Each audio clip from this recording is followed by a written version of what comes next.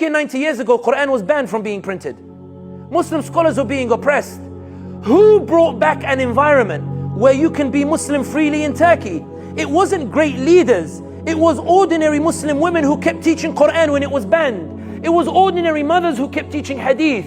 It was ordinary fathers who kept teaching the stories. You don't know their names, Allah knows their names. Islam still roars in Turkey because there are people who don't believe the ummah is weak.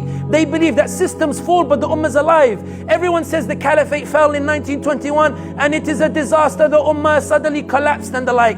But the British couldn't capitalize. They were kicked out of Egypt less than 40 years later. France couldn't capitalize. They were kicked out of Algeria, where we're from, 40 years later. Italians couldn't capitalize. They were kicked out of Libya 40 years later. Because even if systems collapse, the ummah does not die. The ummah does not sleep. The ummah does not disappear. The ummah keeps going regardless of the situation. When the Algerians kicked out the French, they chanted. My grandfather was a mujahid. He fought in the mountains against the French. He said, Sami, we came down from the mountains and chanted, Ya Muhammad Mabruk Alik, Al Jazair Raj'at Lik. When the French left, we chanted, Oh Prophet Muhammad, congratulations! 132 years and we returned Algeria to you.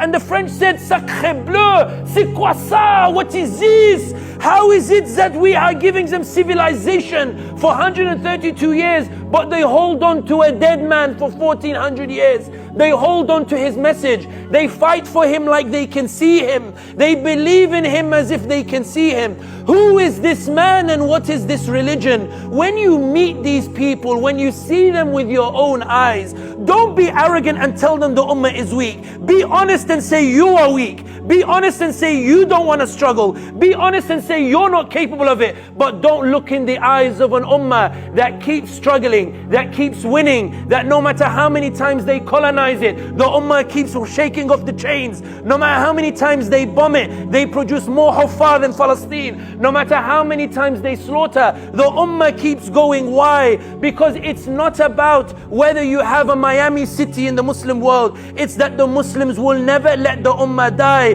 because its Lord is Allah subhanahu wa ta'ala and its Prophet is Muhammad.